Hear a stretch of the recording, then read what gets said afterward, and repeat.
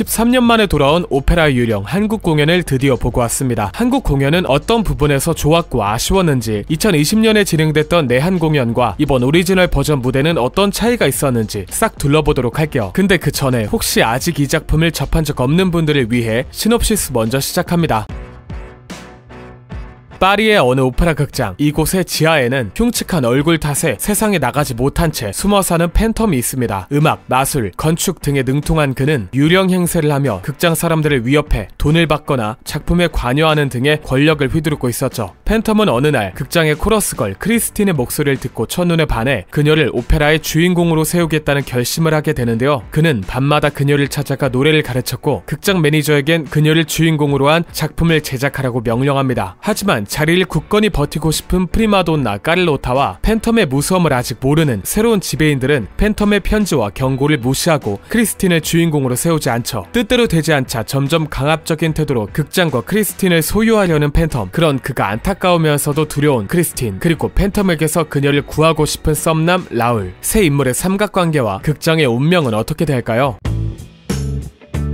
저는 이번에 최재림 팬텀, 송은예 크리스틴으로 보고 왔습니다. 먼저 최재림 팬텀은 영혼이 망가졌다라는 표현이 참 잘 어울리는 팬텀이었는데요. 불같은 성격으로 감정을 주체하지 못하고 매번 강하게 밀어붙이는 모습이 오은영쌤의 물리치료가 시급한 금쪽이 같아 보였어요. 재림 팬텀은 특정 상황마다 너무나 쉽게 분노하고 증오하는데 스스로 그 이유를 모르는 아이처럼 내내 억지를 부리다 마지막에 가서야 자신의 감정의 출처를 바로 보게 되는 그런 느낌이었습니다. 노래 얘기로 잠깐 넘어가자면 역시나 노래를 너무 잘합니다. 최재림 배우는 최근 작품을 계속 이어가다 간만에 짧은 텀을 두고 돌아오셨는데 그새 목 컨디션이 더 좋아지신 것 같아요. 뮤직 오브 더 나잇이나 올라 에스코비오 리프라이즈 같이 성량이 빵 터져야 할 때는 확실하게 터뜨려주고 또 여리게 표현되는 부분은 또 실처럼 얇고 섬세하게 뽑아주는데 이 보컬적인 다이내믹이 작품의 음악적인 매력을 확실하게 살려줬습니다. 성악 전공의 14년차 뮤지컬 배우답게 클래식은 클래식하게, 뮤지컬은 뮤지컬답게 풀어내셨죠. 송은예 크리스틴은 빛나는 목소리와 영혼의 용감한 주인공 같아 보였는데요. 크리스틴이 팬텀에게 일그러진 건 당신의 얼굴이 아닌 당신의 영혼이다 라는 말을 하는데 그게 특정 시점부터 송크리의 팬텀에 대한 감정은 두려움보다 안타까움인 것 같습니다. 흉측한 얼굴과 잔인한 행동에 두려워하는 다른 인물과는 달리 불쌍한 영혼을 어떻게든 구해주고 싶어하는 송크리의 태도는 어떤 캐릭터보다 용감하고 강해 보입니다. 내적으로나 외적으로나 미녀와 야수의 배 같은 느낌도 좀 있었네요. 이분도 노래가 참 만족스러웠는데요. 일단 목소리가 너무 예뻐서 팬텀이 왜 반했는지 이해가 쏙쏙 됐고, 아버지의 무덤 앞에서 부르는 넘버 Wishing You에서는 처절하거나 쏟아내기보다는 담담하게 풀어가는 모습이 인상적이었습니다. 힘든 순간에 힘이 됐던 존재에게 위로받고 싶지만 그가 이미 없다는 것을 이미 잘 아는 것처럼 보이는 송크리의 팬텀에 대한 안타까움은 자신의 이러한 처지에서 비롯한 공감이 아니었을까 하는 상상도 하게 됐네요. 네, 캐스팅 리뷰는 여기까지고요. 이제부턴 이번 시즌을 보고 느낀 개인적인 아쉬운 점과 좋은 점을 공유하면서 영상 마쳐볼게요.